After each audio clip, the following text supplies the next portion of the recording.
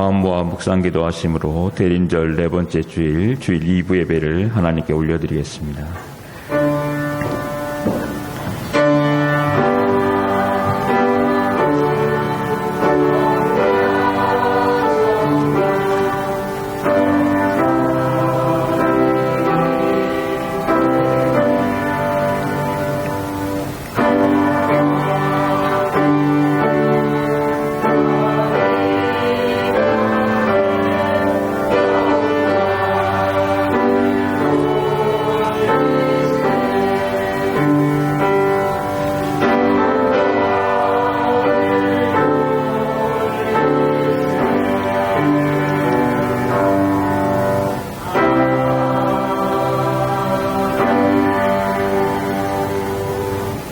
아버지께 참되게 예배하는 자들은 영과 진리로 예배할 때가 오나니 곧 이때라.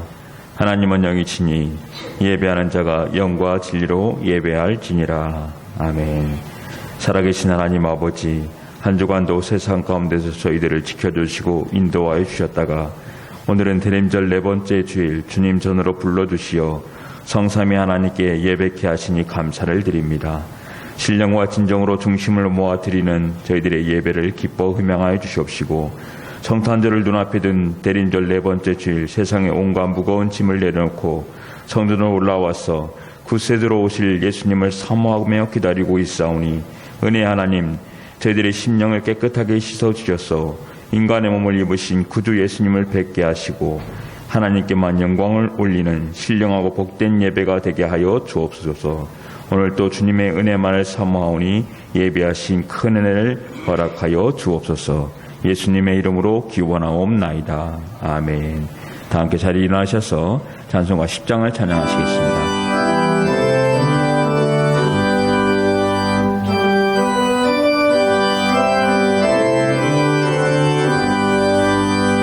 선닝왕 오셔서 주 이름 찬송케 하옵소서. 영광과 권능의 성부여 오셔서 우리를 다스려 주옵소서. 항생한 성자여 오셔서 기도를 들으소서. 택하신 백성들 복 내려주시고 거룩한 마음을 주옵소서. 이로의 주 성령 오셔서 큰 증거 주옵소서. 전능한 주시여 박사람 마음에서 떠나지 마시고 계십소서. 항삼위 일체께 한없는 찬송을 드립니다. 존귀한 주님을 영광 중 배우고 영원히 모시게 하옵소서.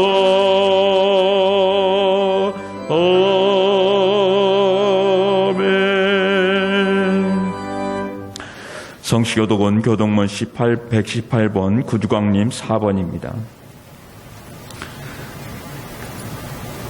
나는 시온의 의가 빛같이 예루살렘의 구원이 햇불같이 나타나도록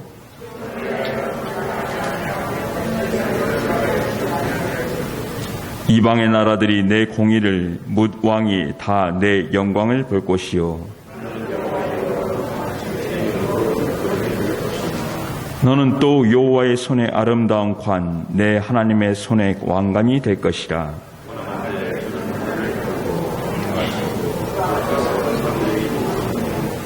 불에 섭을 사르며 불에 물을 끄는 같게 하사 주의 원수들이 주의 이름을 알게 하시며 이방 나라들로 주 앞에서 떨게 하옵소서.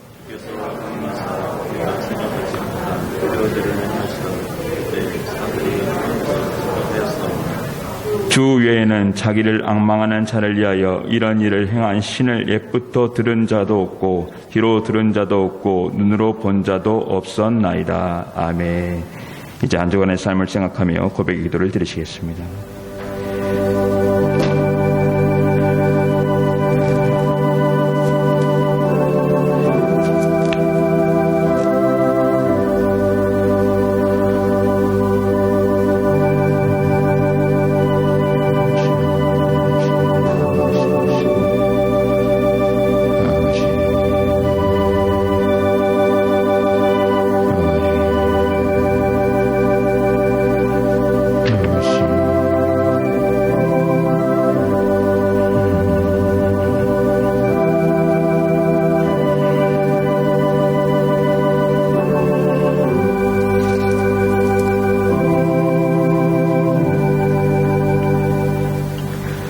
내가 이르기를 내 허물을 여호와께 자복하리라 하고 주께 내 죄를 아뢰고 내 죄악을 숨기지 아니하였더니 곧 주께서 내 죄악을 사하셨나이다. 아멘. 다 같이 사죄를 확신하면서 사도신경으로 우리의 신앙을 고백하시겠습니다. 나는 전능하신 아버지 하나님 천지의 창조주를 믿습니다. 나는 그의 유일하신 아들 우리 주 예수 그리스도를 믿습니다. 그는 성령으로 잉태되어 동정녀 마리아에게서 나시고 본디오 빌라도에게 고난을 받아 십자가에 못 박혀 죽으시고 장사된 지 사흘 만에 죽은 자 가운데서 다시 살아나셨으며 하늘에 오르시어 전능하신 아버지 하나님 우편에 앉아 계시다가 거기로부터 살아있는 자와 죽은 자를 심판하러 오십니다. 나는 성령을 믿으며 거룩한 공교회와 성도의 교제와 죄를 용서받는 것과 몸의 부활과 영생을 믿습니다. 아멘. 자리에 앉으셔서 찬송가 93장을 전하시겠습니다.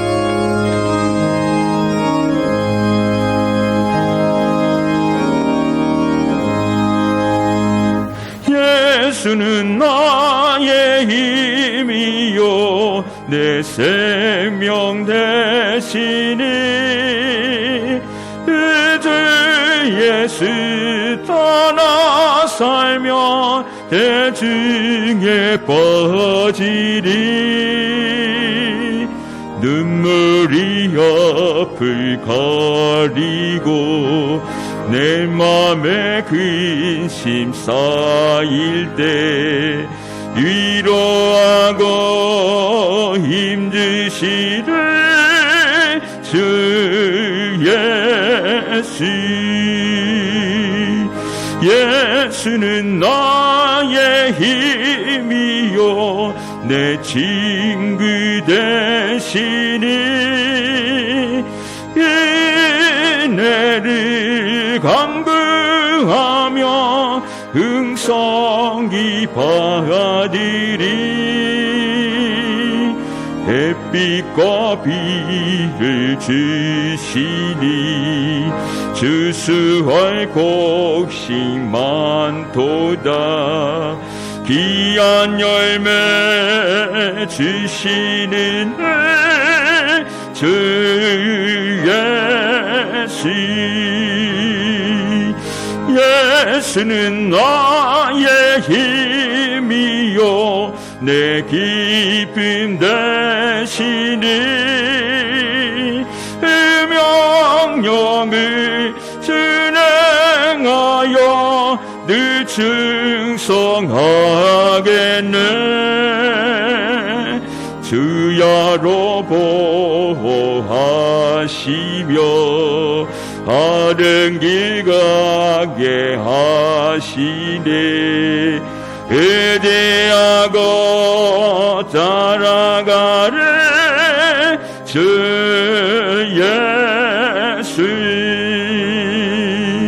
예수는 나의 힘이요 내 소망 되시니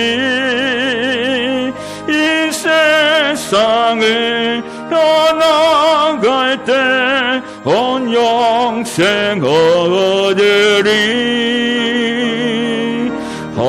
없는 복을 주시고 영원한 기쁨 주시니 나의 생명 나의 기쁨 주 예수.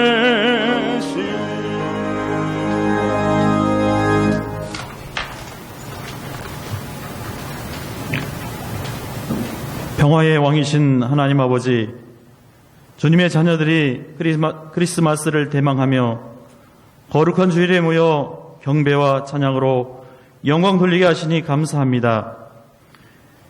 2000년 전 유대 땅 베들레헴의 고유의 인간아기의 모습으로 오신 예수님을 묵상하게 하시고 하나님 되심을 버리고 인간으로 낮아지신 예수님의 모습이 바로 우리가 살아가야 할 모습임을 다시 한번 깨닫게 하옵소서.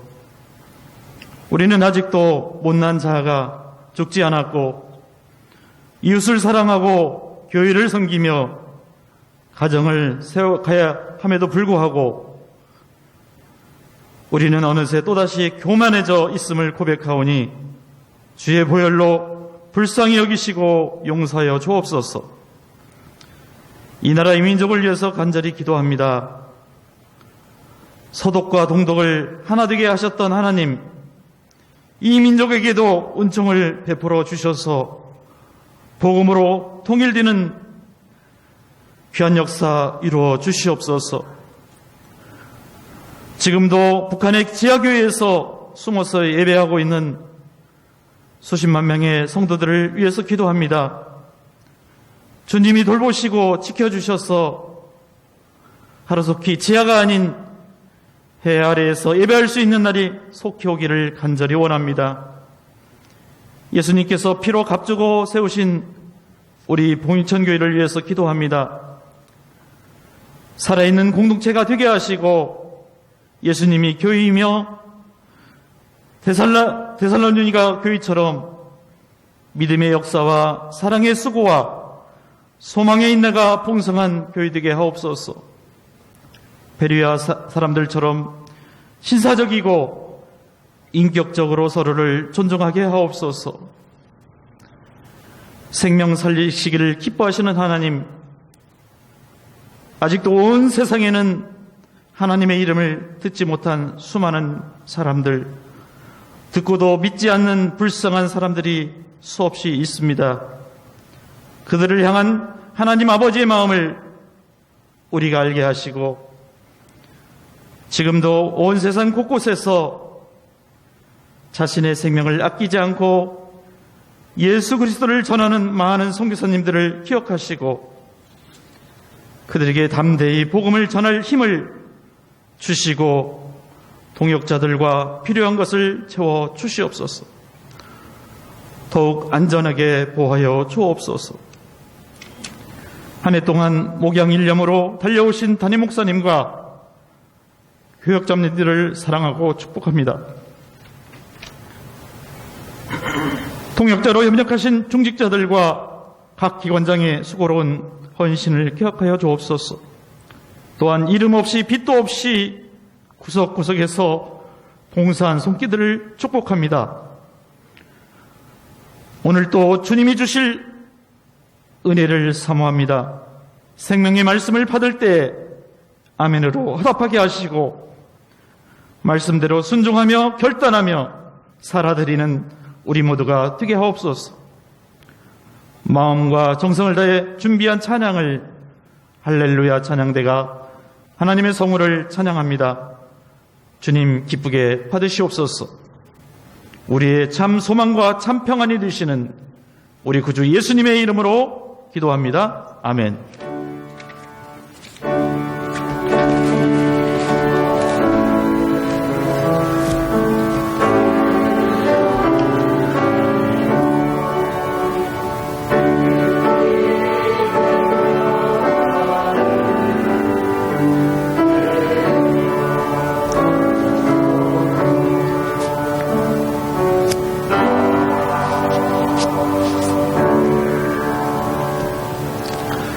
자리에서 일어서시겠습니다.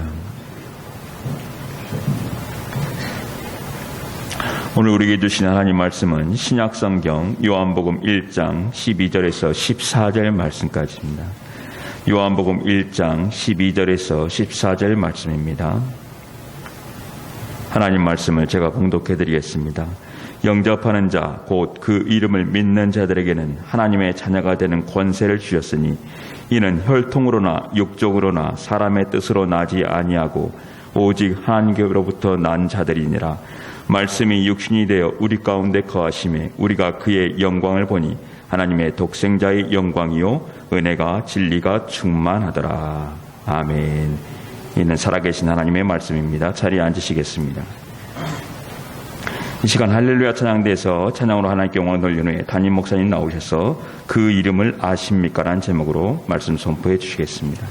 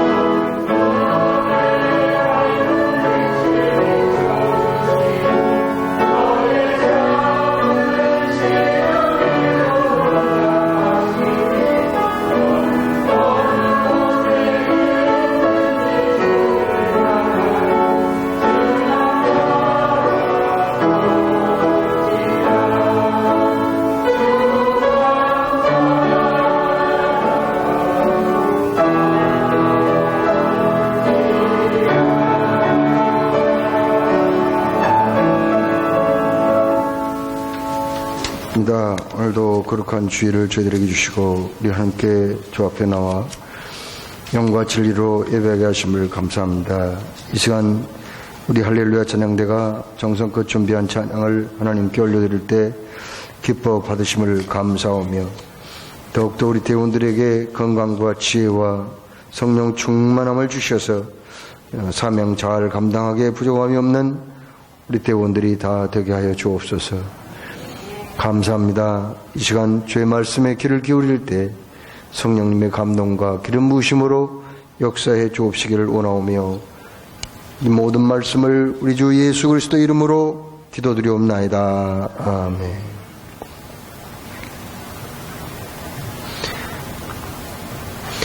(6.25) 전쟁 중에 우리 한국에 와서 전쟁에 참여했던 한 흑인 병사와 우리 한국의 한 여성 사이에 태어난 여자아이가 있었어요. 소위 혼혈아지요. 튀기라고도 합니다. 그런데 이제 전쟁이 끝나고 이 아이가 엄마와 함께 부산에서 살고 있었는데 추석을 맞이해서 가족들이 다 모여가지고 가족 회의를 했어요. 이제 그 여자아이의 엄마가 결단을 할 때가 되었다는 거예요. 뭘 해야 되는가 쭉 봤더니 가족들의 그 의논한 바가 뭐냐면은 그 아이 엄마가 결혼을 하고 싶은 남자가 생겼다는 거죠. 그런데 그 남자가 그 흑인 여자아이 그 딸까지 데려가고 싶지는 않다는 겁니다. 그러면 그 딸을 어떻게 하라는 거예요? 결국 의논한 결과 친척 중에 누군가가 그 아이를 돌보기로 그렇게 결정을 했습니다. 어느 날 그 엄마가 그 아이가 입을 몇 가지 옷을 보따리에 싸고 음식물을 좀 넣어가지고 이제 그 기차역으로 갔어요. 딸에게 마지막 이제 당부를 합니다. 너 서울역에 가거든 너희 삼촌이 너를 마중나러 올 거니까 무서워하지 말고 사람들이 내리는 곳을 따라서 쭉 나가다 보면은 너희 삼촌을 만날 수 있을 거다. 너 삼촌을 따라가면 돼. 이렇게 알려주었어요. 그리고는 기차가 움직이자 엄마는 기차에서 내려서 집으로 돌아가고 이 아이는 서울역으로 오게 되었습니다. 모든 게 생소하고 두렵기만 했어요. 그러나 엄마가 시킨 대로 사람들을 따라서 내렸는데 아무리 두리번거리고 찾아도 삼촌은 보이지 않았습니다. 두려운 마음이 생겼습니다. 어떻게 하면 좋지 하면서 거기에 그대로 서 있었는데 하루 종일 기다렸건만 삼촌은 영영 나타나지 않았어요. 마지막 기차가 지방을 향해서 출발하고 영무원이 와서 그 아이에게 빨리 역을 나가라고 쫓아냈습니다. 그는 역 밖에 나가서 이제 두리번거리며 잠자리를 잤다가 벽에 기대어져 있는 달구지 하나를 발견했어요. 그리고는 그 달구지 속에 들어가서 주변에 그 집 같은 것들을 모아가지고 잠을 청하게 되었습니다. 그때부터 그 아이는 이제 부모에게 버림받고 가족에게 버림받은 그 아이는 이제 고아가 되어서 방랑의 세월이 시작이 되게 되어 있습니다. 그 주변 시골을 다 다니면서 남의 밭에 들어가서 농작물을 먹는다든지 혹은 참외 수박서리를 하고 가을에는 메뚜기, 방앗개비, 들쥐 같은 것을 잡아먹고 연명을 하게 되었어요. 죽을 고비도 몇 번 넘겼습니다. 음식물을 훔쳐먹다가 사람들에게 붙잡혀가지고 세상에 운물에 던지기도 했고 또 그 물레방아, 돌아가는 물레방아에 묶어가지고 빙빙 돌리기도 했어요. 그러다가 그는 대전 그 시내를 들어가게 되었습니다. 마침 월드비전에서 나온 한 그 간호사가 이 아이를 발견하고 아이리스 에릭슨이라고 하는 이 간호사, 스웨덴 여자인데 고아원에다가 넣어줬어요. 불쌍해서. 고아원에서 몇 년 동안 생활을 하게 되었는데 어느 날 미국 선교사 부부가 그 고아원에 찾아왔습니다. 그 선교사 부부는 인정이 많았던가 봐요. 거기 어린 아기들을, 남자아이들을 부둥켜 안고 뽀뽀도 해주고 눈물을 글썽이면서 또 뺨도 비벼주는 그런 모습을 보았습니다.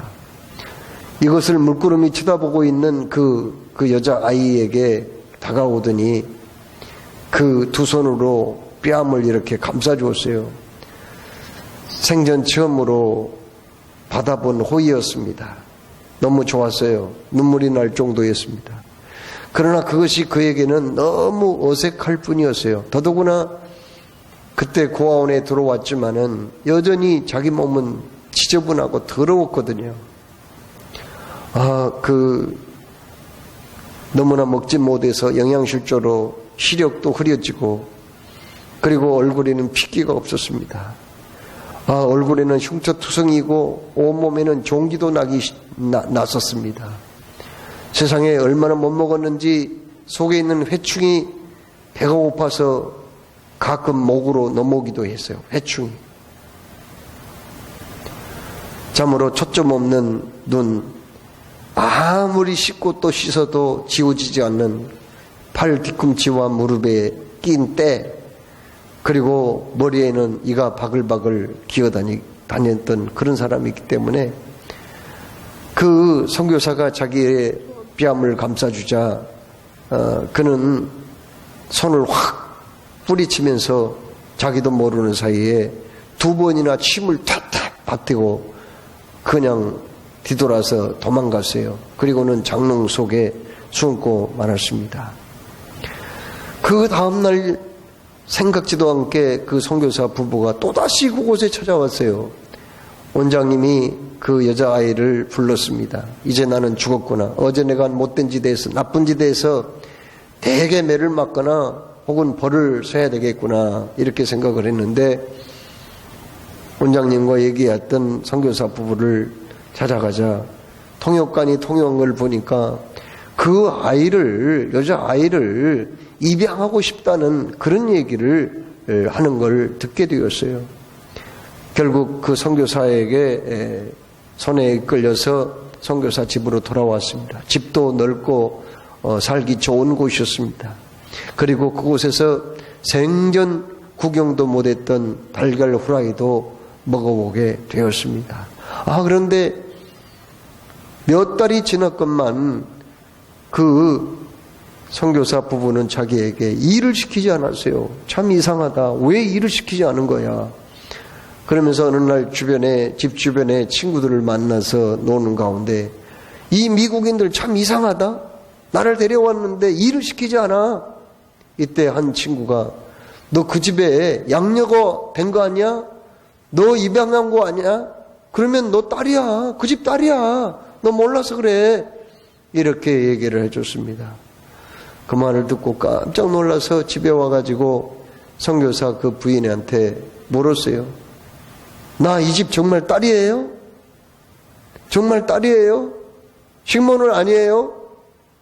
이렇게 말을 했습니다. 그때 선교사 부인이 눈물을 쭉 흘리면서 너는 우리 집 딸이란다. 정말 하나밖에 없는 딸이란다. 이렇게 얘기해 주면서 그를 끌어안아 주었습니다. 그때부터 그의 인생은 완전히 바뀌게 되었어요. 그 선교사 부부는 이제 한국에서 선교활동을 마치고 미국에 들어가서 목회를 하게 되었는데 그 아이도 부모를 따라서 미국에 들어가게 되었고 고등학교, 대학교를 졸업하고 인격적으로 예수님을 만나 지금은 너무나도 변화된 삶을 살고 있다는 그런 이야기입니다. 여러분, 그 유명한 복음주의 신학자였던 제임스 패크라는 사람은 뭐라고 얘기합니까? 성경에서 입양이 무엇인지를 깨달아야 진리를 알 수 있다, 이런 말을 했습니다. 입양이 무엇인지를 알아야 된다는 거죠. 그래야만 하나님의 진리를 이해할 수가 있다, 그 말씀입니다. 오늘 우리가 봉독한 요한복음 1장 12절에 영접하는 자 곧 그 이름을 믿는 자들에게는 하나님의 자녀가 되는 권세를 주셨다, 이렇게 말씀했어요. 여러분, 영접하는 자, 그 이름을 믿는 사람들에게는 뭘 줘요? 하나님의 자녀가 되는 권세. 자, 그러면은 영접하기 전, 그 이름을 믿기 전에는 우리가 자녀라는 말입니까? 자녀가 아니라는 말입니까? 자녀가 아니죠. 아담과 하와가 하나님의 말씀을 거역하고 선악과를 따먹음으로 하나님과 원수가 되었어요. 그 다음부터 이 땅에 죄가 들어왔습니다.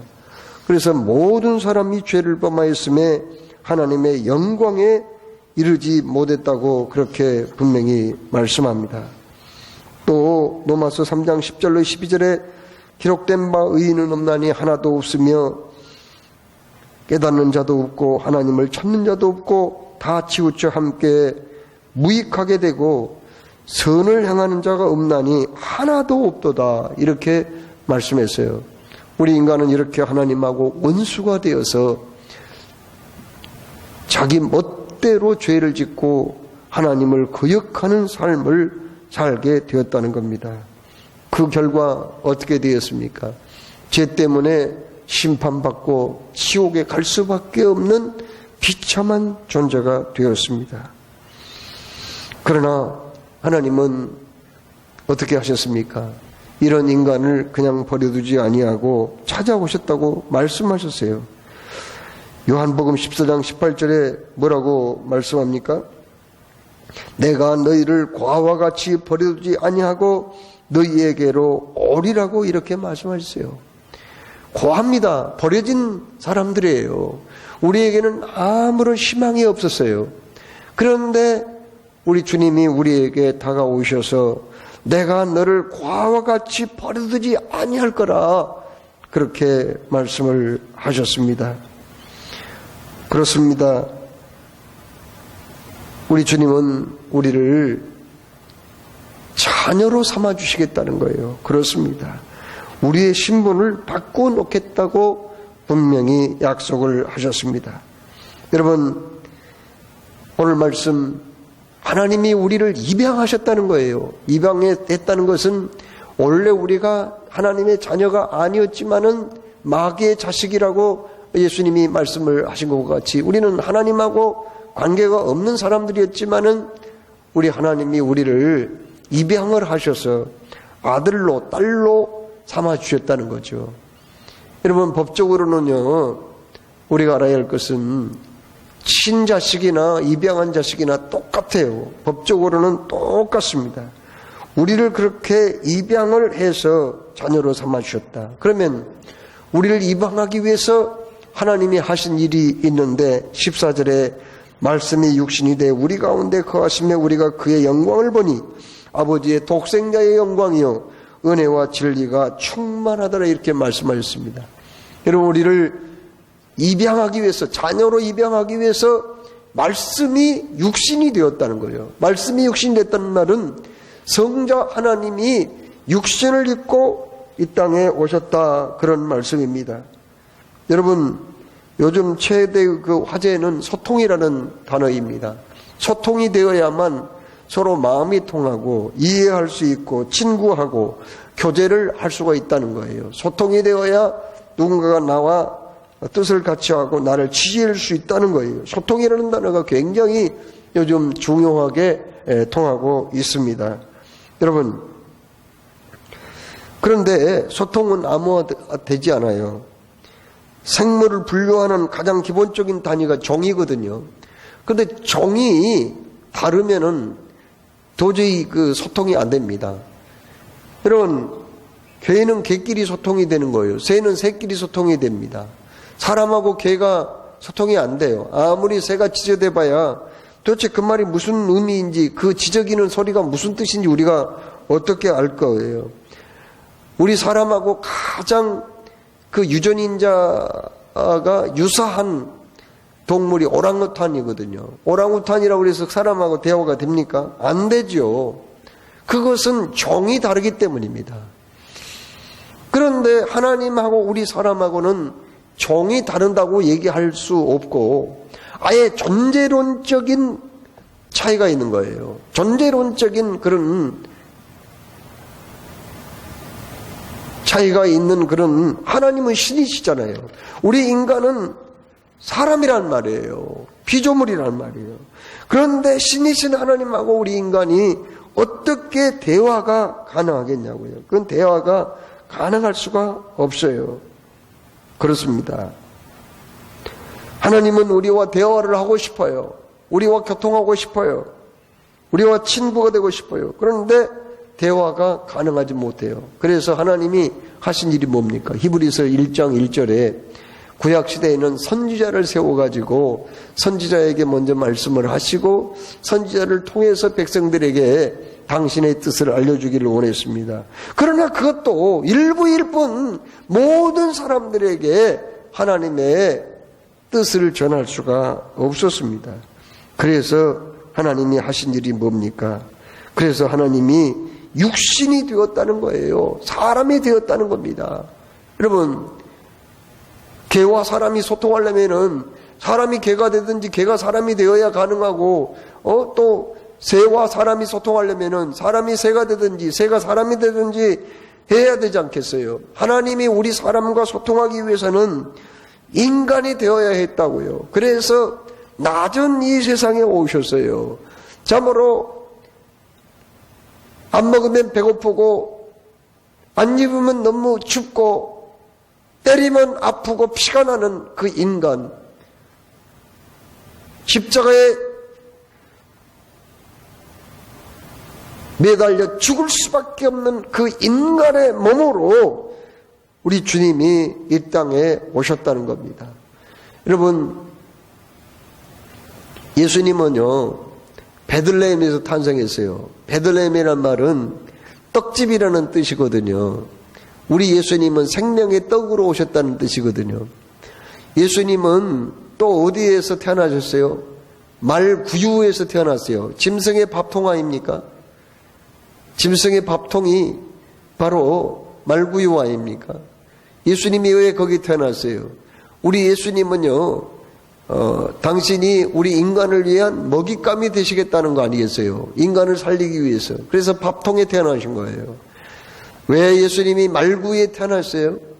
더럽고 추한 인간들 아닙니까? 그 인간들을 위해서 낮아져야 돼 있어요. 몸을 좀 낮춰야 된단 말이에요. 너무 높은 왕궁에 태어나와요. 몇 사람이나 그 왕궁에 태어난 사람을 만나겠어요? 지체가 그렇게 높으신 예수님이라면 도대체 서민들이, 그리고 병든 자, 소외된 사람들, 버림받은 사람들, 참으로 가난한 사람들이 어떻게 그 예수님 만나겠어요? 그래서 가장 낮은 자리에 우리 예수님이 오셨다는 겁니다. 왜요? 눈높이를 낮추기 위해서, 우리를 만나주기 위해서 그렇게 우리 예수님이 오셨다는 거죠. 그러면 어떻게 해야 돼요? 그 예수님을 우리가 영접할 때에 우리는 하나님의 자녀가 된다, 이렇게 말씀했습니다. 러시아 모스크바의 대공인 이반 대제라는 사람이 있었어요. 군주지요.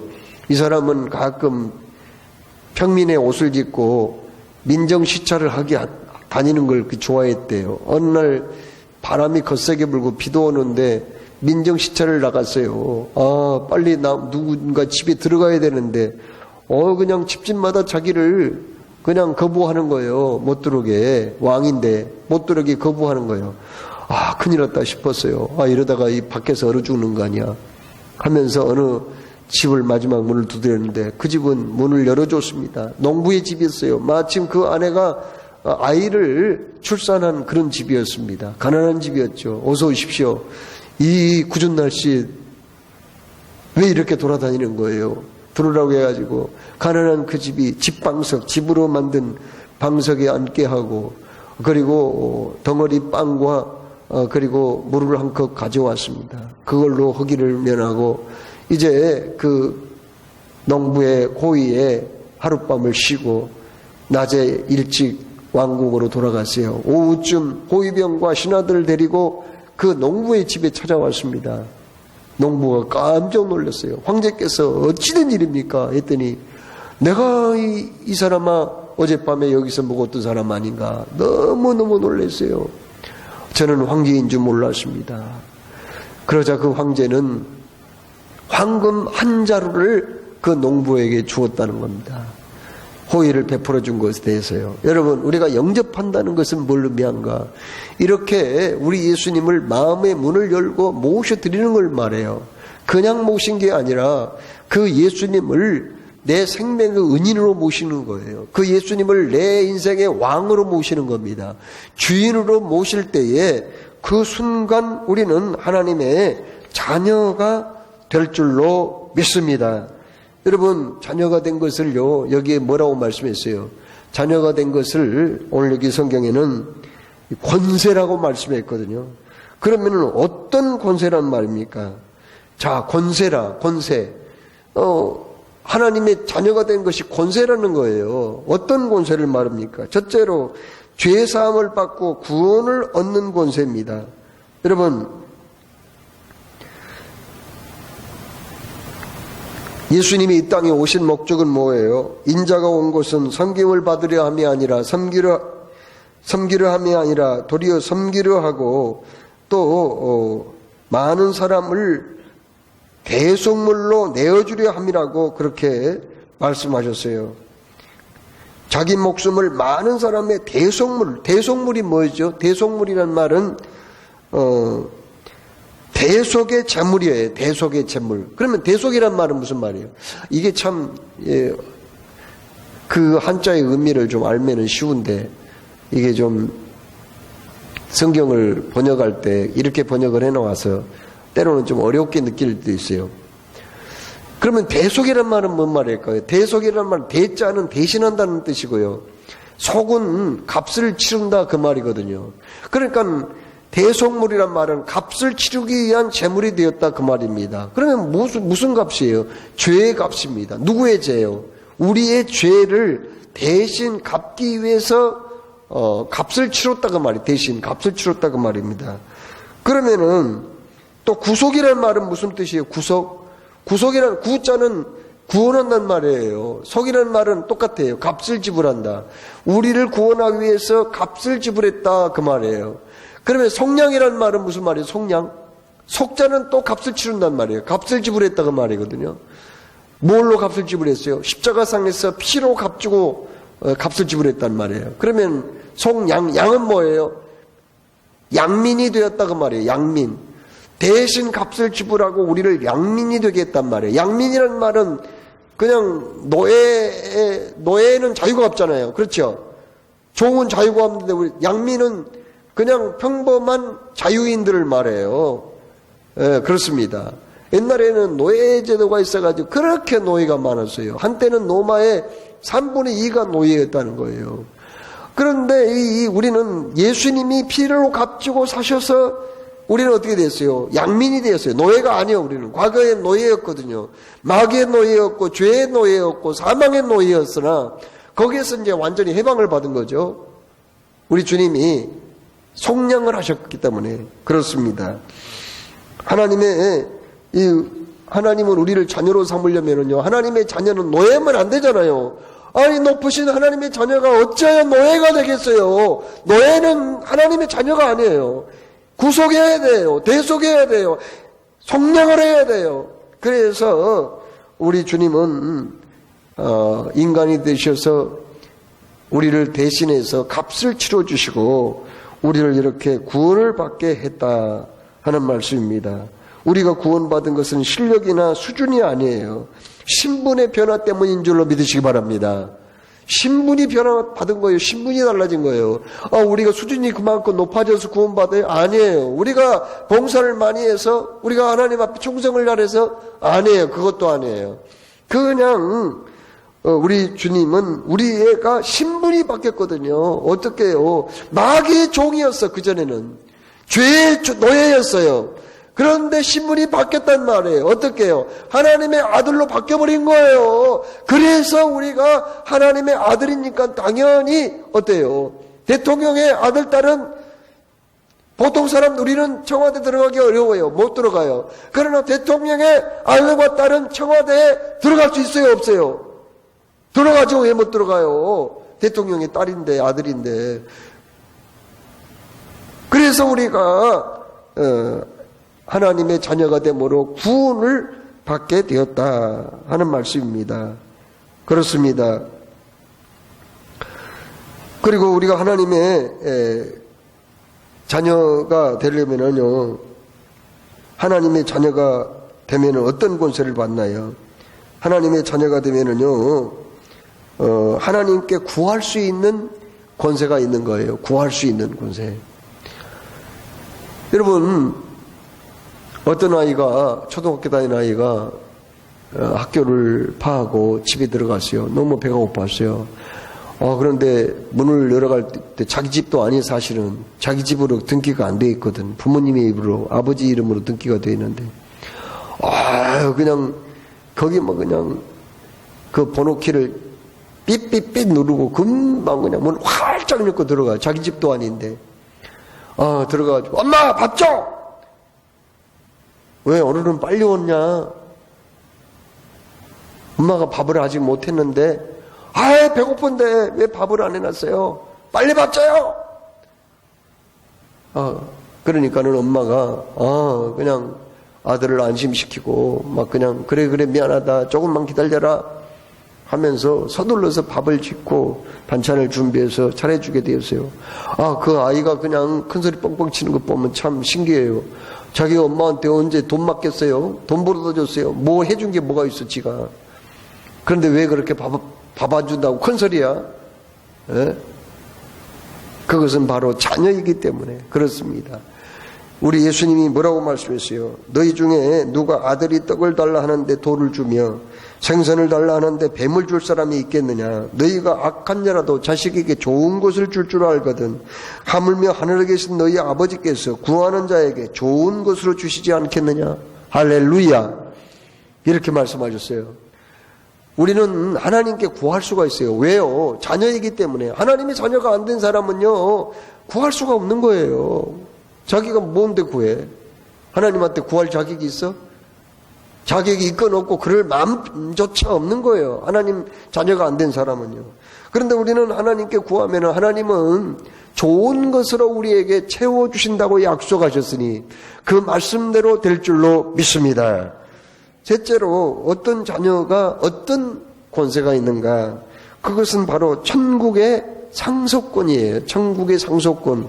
로마서 8장 17절에 자녀이면 또한 상속자, 곧 하나님의 상속자여 그리스도와 함께한 상속자니 우리가 그와 함께 영광을 받기 위하여 고난도 함께 받아야 할지니라. 이렇게 말씀했거든요. 우리는 천국의 상속자라니까요. 여러분, 자식한테는 상속권이 있잖아요. 우리도 하나님의 자녀이기 때문에 상속권이 있는 거예요. 여러분, 요즘 대기업에 취업하기가 얼마나 어려운지 몰라요. 삼성전자에 한때는 조금밖에 안 뽑으니까요. 지원자는 많고 해가지고 세상에 4,000대 1위 경쟁률이 될 때도 있었대요. 그런데 삼성전자에 시험도 안 보고 들어간 사람이 있어요. 시험도 안 보고 그냥 저기 말단 직원이 아니라 상무로 딱 들어간 사람이 있네. 그리고 또 얼마 지나지도 않았는데 부회장이 돼버린 사람이 있어요. 누구예요? 삼성의 회장의 아들이죠. 아니, 그 사람은 왜 그렇게 시험도 안 보고 들어가?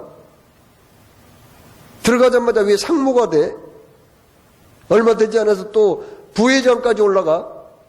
그것은 회장의 아들이기 때문에 그런 거예요. 여러분, 요즘 흙수저, 금수저라는 말이 있습니다.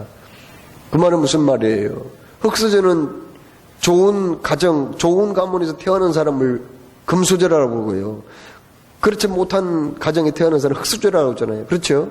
흙수저. 그건 뭔 말이에요? 지금은 어떤 신분이 세습되고 그 계급이 세습되고 그런 건 아니지만은 지금도 부모의 배경이나 가정의 어떤 배경에 영향을 받는다는 거 아니겠어요? 그렇습니다. 우리 하나님은요, 우리를 자녀로 삼았어요. 자녀를 삼을 때 우리에게 반드시 물려줄 유산이 있으니 그것은 바로 하나님의 나라인 줄로 믿으시기 바랍니다. 우리는 잘나고 똑똑해서 좋은 일을 많이 해서 우리가 천국에 가는 게 아니에요. 하나님의 당신은 아들이기 때문에 가는 거예요. 딸이기 때문에 가는 거예요. 그것밖에 없어요. 이유는. 다른 이유 없어. 그냥 자녀이기 때문에 가는 거예요. 들어가는 거예요. 이렇게 말씀 전하면 또 이상하게 생각하는 사람이 있어요. 이게 진리인데도 불구하고 아유 그럴 리가 있어요. 이런 사람이 있어요. 아 그래도 좀 공을 닦고 좋은 일을 하고 뭐 무슨 선행을 해야지 천국 가는 거지. 아 내가 뭐 예수 믿고 하나님 자녀된 건 믿지만 그런다고 다 가요? 그렇게 생각한 사람이 잘못한 생각한 거예요. 진리를 복음을 잘 이해를 못한 거예요. 우리가 천국에 그렇게 갈 수 있는 것은 우리가 하나님의 자녀가 되었기 때문이다. 이걸 우리가 기억을 해야 되겠습니다. 천국은 어떤 곳입니까? 요한계시록 21장에 천국은 12가지 보석으로 지어졌어요. 그리고 천국에는 문이 있으니 12진주문으로 만들어졌고요. 그리고 천국에는 생명수 강물이 흐르고 그 길은 유리같이 맑은 황금으로 깔아져 있습니다.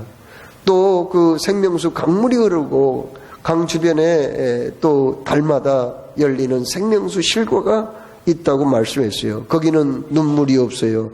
근심 걱정 없습니다. 저주와 재앙과 전쟁도 없어요. 거기에는 이별도 없고요. 죽음도 없는 세상이거든요. 영원토록 영광 중에 하나님 아버지와 함께 거하는 그곳이 바로 천국인 줄로 믿으시기를 바랍니다. 자, 여러분, 우리가 예수를 20년, 30년을 믿었어도요, 이런 내가 예수 믿고 하나님의 자녀가 되었다는 이런 믿음이 없으니까 자꾸 흔들린 거예요. 내가 정말 구원받았나? 오늘 내가 이 세상 떠나면 천국 갈까? 이렇게 자꾸 흔들린 것은 무엇 때문인가요? 마치 여기 흑인 병사와 우리 한국 여자 사이에서 태어난 그 아이가 자꾸 사람들이 튀기라고 놀려대고 또 선교사 부부가 입양하기 위해서 찾아왔으나 얼굴에다가 침을 뱉고 뒤돌아서 도망가는 것처럼 자꾸 오늘날 그런 신앙을 가지고 살아가는 사람들이 많이 있습니다. 오늘 말씀은 그러나 뭐라고 말씀했어요? 영접하는 자, 곧 그 이름을 믿는 자들에게는 하나님의 자녀가 되는 권세를 주신다고 말씀했고, 이 권세를 주시기 위해서 성자 하나님께서 인간의 몸을 입고 말씀이 육신이 되어서 이 땅에 오셨다는 사실을 꼭 믿음으로 받아들이고 하나님의 자녀로서의 참으로 진정한 기쁨과 행복을 체험하는 여러분 다 되시기를 주의 이름으로 축원합니다. 사랑해 주님, 말씀을 주셨습니다. 주신 말씀을 새기며 대림절 이제 네 번째 주일을 저희 맞이했습니다. 주님 모실 날을 사모하면서 참으로 오늘 진리의 말씀을 가슴에 새기는 우리 모두가 되게 하여 주옵소서. 주 예수님의 이름으로 기도하옵나이다. 아멘.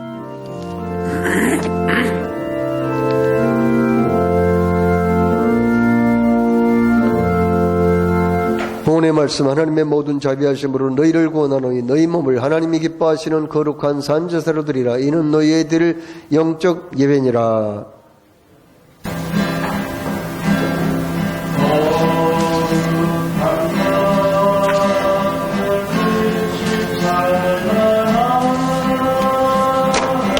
우리 주 예수 나시니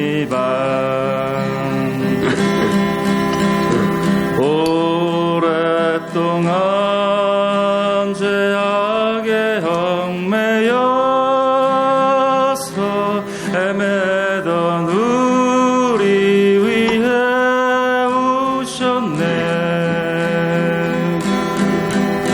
온 땅이 주의 나심 기뻐하며 희망의 아침 밝아오도다. 무릎 꿇고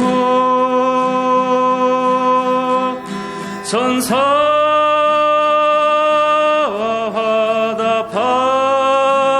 화답하라. 오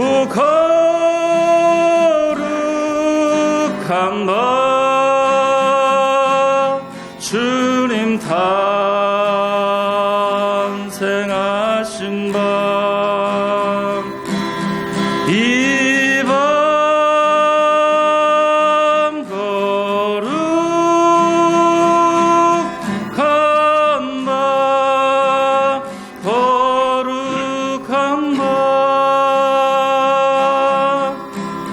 주의 뜻은 사랑과 평화로다. 우리도 서로를 사랑하세.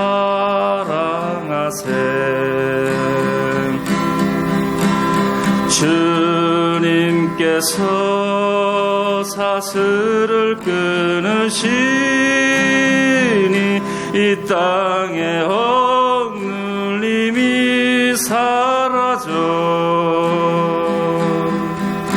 기쁨의 찬송 함께 부르면서 주님의 이름 높이 기리세. 주 예수님 그 이름 영원하리. 다 선포하세. 주님 크신 능력을 이밤 거룩한 밤 거룩한 밤.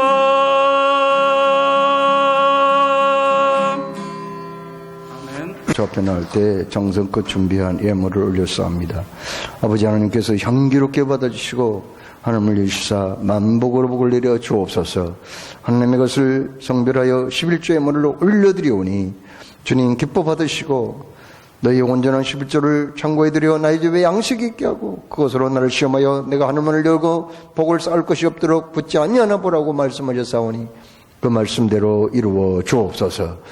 감사의 예물을 올려드리오니 이 감사가 주의 영광을 드러내게 하시고 또한 헌당의 예물을 통해서 주님 사랑을 고백하오니 받아주옵소서. 보내는 선교사의 정성을 통해서 땅끝까지 그리스도의 정인으로 쓰임받는 우리 모두가 되게 하여 주옵소서.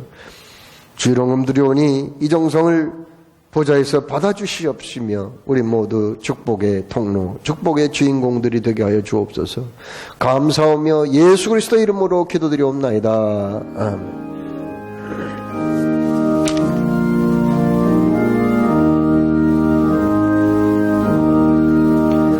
이번 주 토요일 성탄절 때 사회적 거리두기로 인하여 1부에서 4부까지 분산해서 예배를 드리도록 하겠습니다.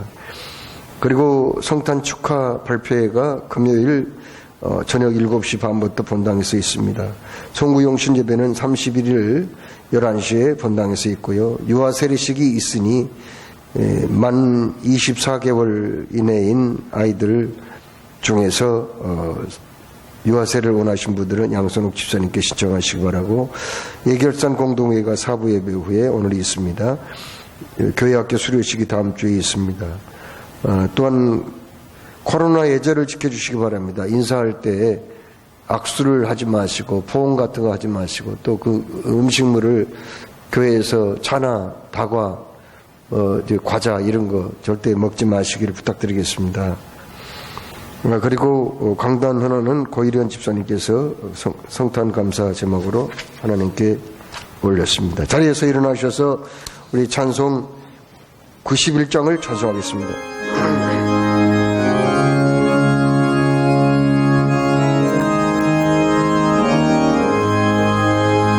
슬픈 마음 있는 사람 예수 이름 믿으며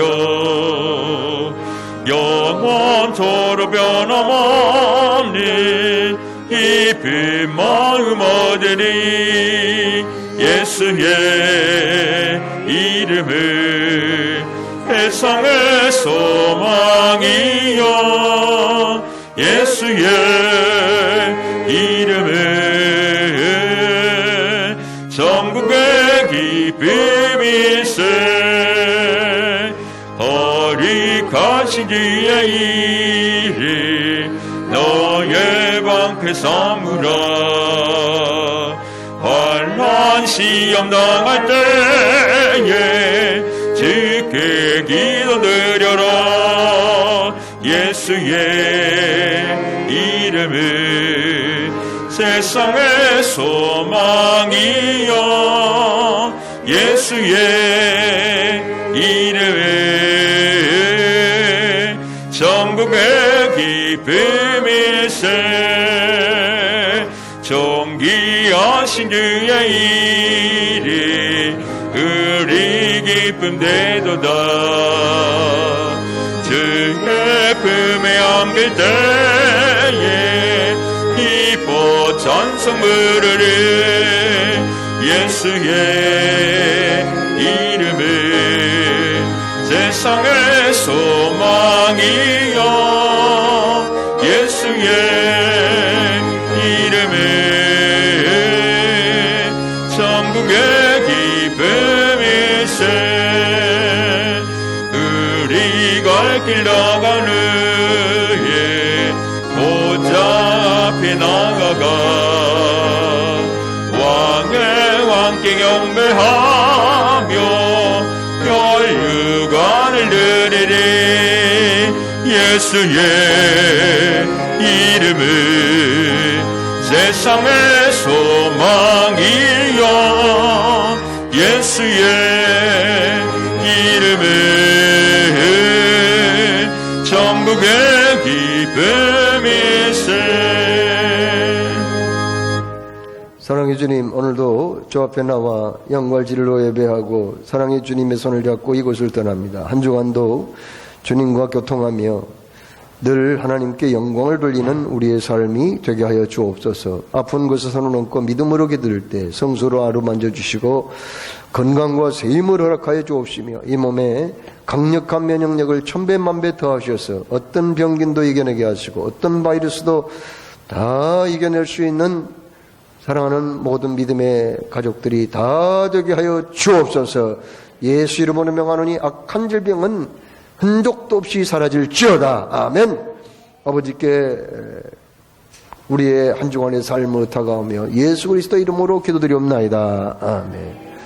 이제는 주 예수 그리스도의 은혜와 아버지 하나님의 크신 사랑과 성령님의 교통하심이 이곳에 모인 하나님의 성남 성녀들 머리 위와 영상을 통해서 예배하는 모든 분들 위해 이제로부터 영원토록 함께 없으기를 간절히 축원하옵나이다. 아멘.